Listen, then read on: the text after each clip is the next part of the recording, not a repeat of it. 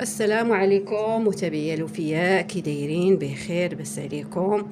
اقتراح اليوم ان شاء الله واحد الحريره بلديه تشوفوا هنايا. المهم حريره شويه مختلفه على المعتاد. كنحاولوا ديما نجيبوا الجديد، ديما نبدلوا شويه في انواع ديال الشوربات ولا الحريره. كتشوفوا الفول. انا الحريره كتعجبني صراحه بالفول، ان كانوا زمان تيديروا الحريره بالفول. كتشوفوا انا عندي واحد شويه د الفول، تقريبا واحد زلافه ديال الفول. هنا بصله مشلضه والقزبر والمعدنوس والكرافس، تقريبا واحد زلافه عامره ما بين القزبر والمعدنوس والكرافس. وهنا كتشوفوا عندي قرعه بلديه ان شاء الله غنديرها، يعني طيب بحال هكا صحيحه مع الحريره.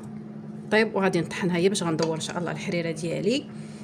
هنا كتشوفوا مليحه حسب الذوق. كاين شويه ديال الحلبه، واحد المعلقه ونص خرقوم، معلقه كبار صغيره، معلقه صغيره قرفه، نص معلقه ديال السودانيه، معلقه صغيره ديال سكينجبير، وهنا معلقه ونص ديال قزبر حبوب. بسم الله على بركه الله. وهنا زويته بلديه بطبيعه الحال، نضيف زويته بلديه. هاد القرعه عندي راه بلديه بيو بدون ادويه. ندير شويه زبيته بلديه. بالنسبه للسمن انا كنضيفو حتى تنبغي ندور الحريره، حتى تندور الحريره يعني تنقرب نطفي عليها، عاد كنضيف شويه السمن وكنحتفظ بواحد شويه ديال القزبر معدنوس كرافس يعني طريين، تنضيفهم حتى في الاخير. بالنسبه لهذا النوع ديال القرعه اللي درت، قرعه بلديه، هذا النوع هو هذا، جاب واحد السيد منتج سي صالح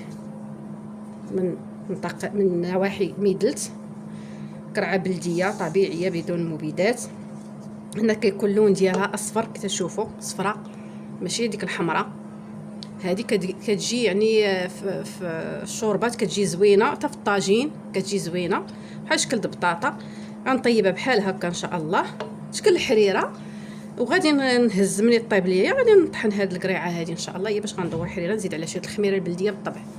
غنمشيو ان شاء الله المرحله المقبله، نشعل على الطنجره ديالي، نمرق يعني هاد الشيء، نمرق هاد المكونات ونخليها طيب ونرجع معاكم.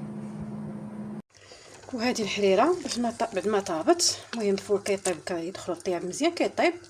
كنحيد ديك القرعه، هي طحنتها هنايا، طحنتها ضفت لها شويه ديال الخميره البلديه خليتها شويه تفاعل.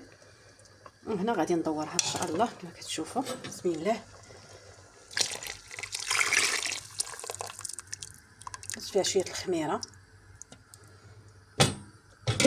بلديه،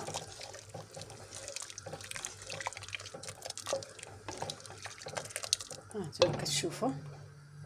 هنا الربيع مع غادي نضيفو هو اخر حاجه، السمن اللي خليت من السمن مع هذاك الربيع قزبر ومعدنوس وكرافس.